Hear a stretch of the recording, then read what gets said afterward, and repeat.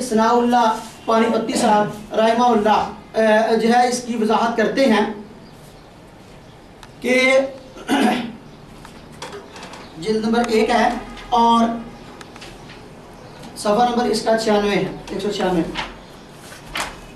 جی کہتے ہیں میرے نزدیک تحقیق یہ ہے کہ یہ حیات شہداء ہی کو عطا نہیں ہوئی بلکہ آثار اور احکام سے معلوم ہوتا ہے، یعنی قرآن و سنت سے یہ معلوم ہوتا ہے کہ انبیاء میں یہ حیات سب سے زیادہ ہے، حتیٰ کہ اس کا اثر خارج میں یہ ہے کہ نبی صلی اللہ علیہ وسلم کی ازواج مطہرات سے آپ کی وفات کے بعد نکاح جائز نہیں ہے، بخلاف شہید کے کہ اس کی زوجہ سے نکاح جائز ہے، اور صدیق اس حیات ہی میں شہداء سے اعلیٰ درجہ میں ہیں، اور صالحین یعنی اولیاء شہداء سے کم ہیں لیکن ان کے ساتھ ملحق ہیں.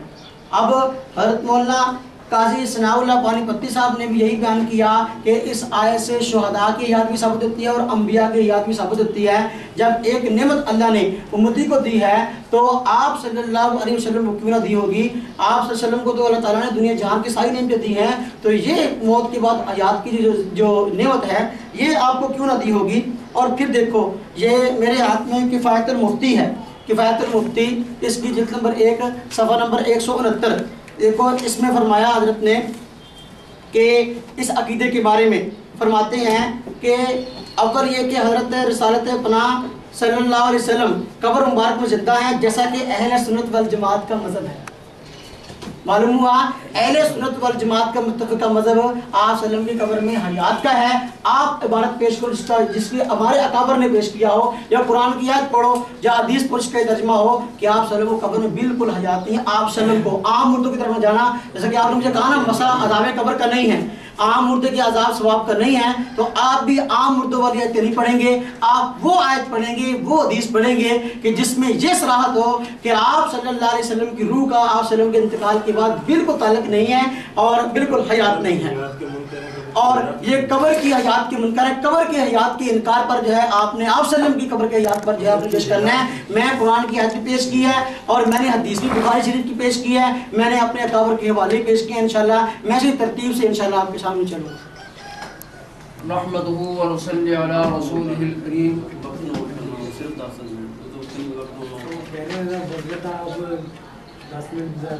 آپ مجھے بتاتے بھائی پہلے 10 منٹ پہلے ختم کر رہے ہیں، اس آپے کو ترتیب بولا دوسرا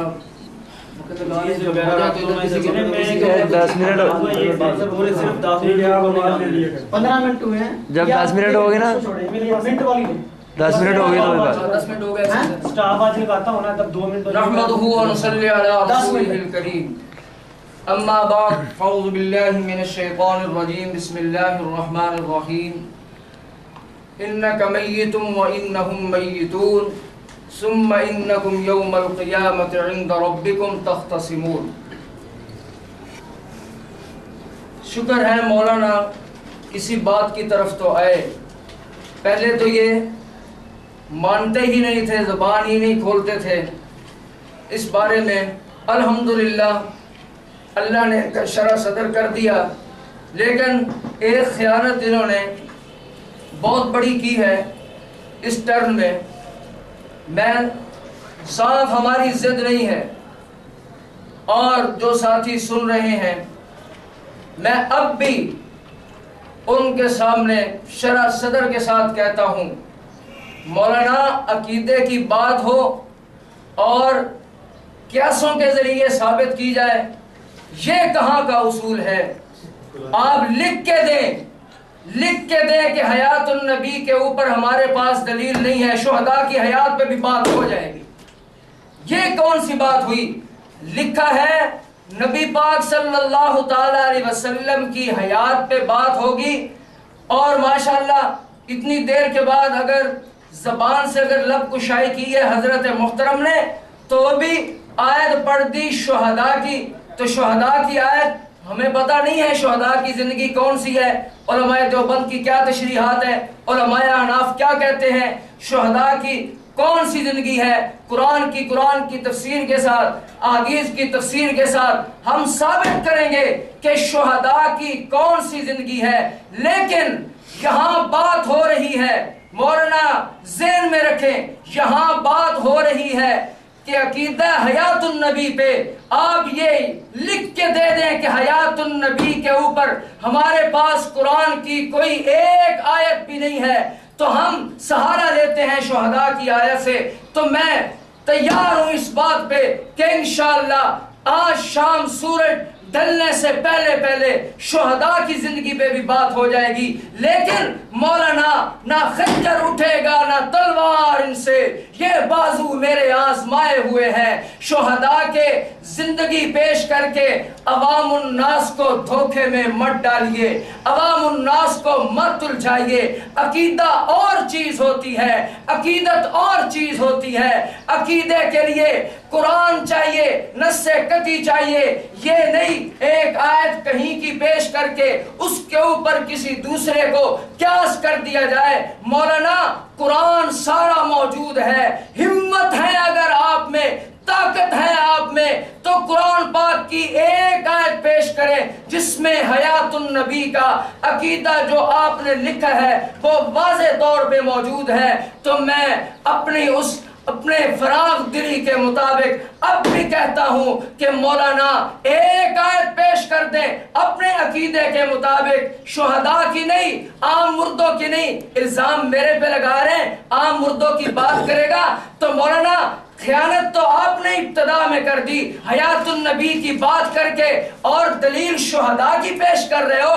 کچھ شرم آنی چاہیے، عوام کے جیب سے تنخواہیں لے کے روٹیاں کھا کے ان کو عقیدہ شرکیہ کی طرف مت لے جاؤ۔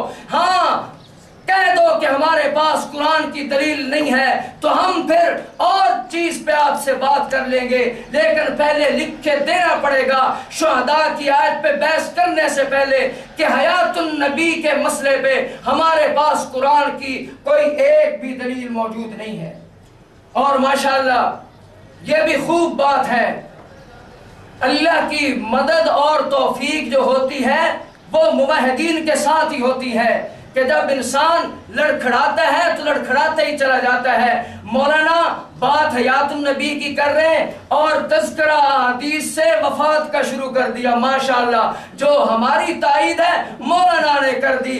واہ بھائی واہ، جادو وہ جو سر چڑھ کے بولے، واہ مولانا مرض وفات کا تذکرہ کر رہے، بعد وفات کی کر رہے اور اپنا چٹھا یہ لکھا ہوا دیکھتے نہیں ہے اس میں کیا لکھ کے آپ نے بھیجا ہے، ذرا اس کو ہی دیکھ لیتے کہ اس میں حیات کا لفظ ہے، پھر حیات النبی کا لفظ ہے، شہداء کا لفظ نہیں ہے۔ تو محترم ہمت ہے تو ایک قرآن کی آیت، صرف زیادہ کا مطالبہ نہیں ہے۔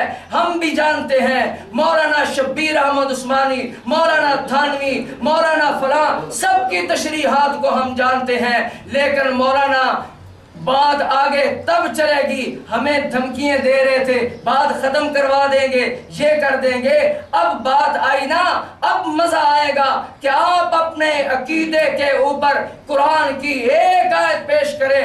نہ شہداء پہ بات ہوئی ہے نہ لکھی گئی ہے، اور بات لکھی گئی ہے حیات النبی پہ، اور قرآن پاک کی آیت بھی وہ پیش کرنی ہوگی جس میں حیات النبی کا تذکرہ ہوگا۔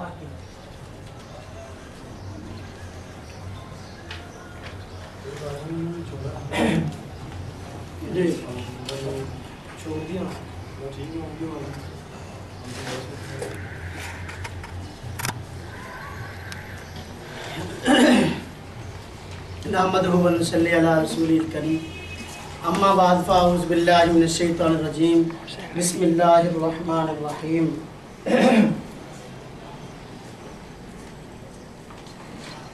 وَلَا تَحْسَبَنَّ الَّذِينَ قُتِلُوا فِي سَبِيلِ اللَّهِ أَمْوَاتًا بَلْ أَحْيَاءٌ عِندَ رَبِّهِمْ يُرْزَقُونَ۔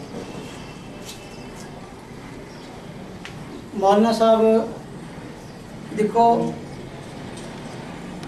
ابھی تک انہوں نے کوئی آیت پیش نہیں کی، اور مجھے آیت کا مطالبہ کہ ایک پیش کر دو میں شکست لکھ دوں، اور میں نے شہید کی آیت پر آیت پیش کی، میں نے بخاری شریف کی روایت پیش کی کہ آپ وسلم شہید ہوئے زہر کی وجہ سے، اس کا کوئی جواب نہیں۔ میں تو یہی تو کہتا ہوں شہید کی آیت قرآن سے آ گئی، اب اور تمہیں کیا چاہیے؟ قرآن کی آیت قرآن سے آ گئی، اب تو تمہاری شکست ہے، اب تو تمہیں شرم آنا چاہیے بات کرتے ہوئے، اور مجھے کہہ رہا یوں ہے یوں ہے۔ لیکن آپ دلائل کی طرف غور کریں، باتیں بنانے کی طرف غور نہ کریں۔ پھر دیکھو مجھے یہ بات کہتے ہیں قرآن کو قیاس سے ثابت کیا، میں کہتا ہوں بخاری شریف کی حدیث قیاس ہے، میں نے قرآن پڑھا اس کی تائید حدیث سے پیش کی ہے کہ قرآن نے کہا کہ شہید زندہ ہے، میں نے حدیث پیش کی آپ وسلم شہید ہے، یہ قیاس کہاں ہو؟ مولانا قیاس کی تاریخ شاید آپ کو آتی نہیں۔ پھر جو ہے کہتے ہیں کہ اللہ بنا کرے قرآن کی آیت کہتا ہے کوئی نص قطعی پیش کرو، کوئی نص قطعی پیش نہیں کی، کیا قرآن کی آیت نص قطعی نہیں؟ آپ اس کے منکر ہیں قرآن کی آیت نص قطعی ہوں، مجھے بتائیں۔ پھر جو ہے مجھے کہتا ہے جی روٹیاں کھانا، دیکھو ایسی بات نہیں کرنی چاہیے کہ جی عوام سے روٹیاں کھاتے ہیں۔ میں پوچھتا ہوں آپ کہاں سے کھاتے ہیں؟ آپ اپنے گھر سے کھاتے ہیں؟ آپ کے چتروڑی صاحب کہاں سے کھاتے ہیں؟ اپنے گھر سے کھاتے ہیں، اپنے خرچے پہ، وہ لوگوں چندہ وصول نہیں کرتے۔ ایسی باتیں نہ کرو، ایسے یہ ٹھیک نہیں ہے۔ پھر میں اگر آپ اس طرح کی بات کرو گے تو پھر میں کہوں گا ایجنسیوں سے پیسے لے کر امام بخاری کی کتاب چتروڑی جو لکھی ہے نا، پھر پیش کروں گا وہ ایجنسیوں سے پیسے کون لیتے ہیں؟ آپ روٹیاں یہ اس طرح کی بات نہ کرو۔ یہ امام بخاری کے خلاف آپ کے امیر صاحب نے کتاب لکھی ہے نا کہ قرآن مقدس بخاری مقدس ہے، کہ وہ پیش کیا ہے کہ بخاری بالکل قرآن کے خلاف ہے۔ بخاری شریف نعوذ باللہ یہ اسلاف کا مذہب ہے۔ کس اسلاف میں سے کس نے کہا کہ امام بخاری کتاب بالکل غلط ہے؟ ہم یہی تو پوچھنا چاہتا ہوں آپ سے کہ آپ مجھے یہ وضاحت کریں کہ جو بخاری شریف ہے یہ کس کا مذہب ہے اسلاف میں سے، کیونکہ وہ اسلاف کے مذہب پر ہے نا آپ کے ہاں۔ یہ قرآن مقدس بخاری مقدس جو کتاب ہے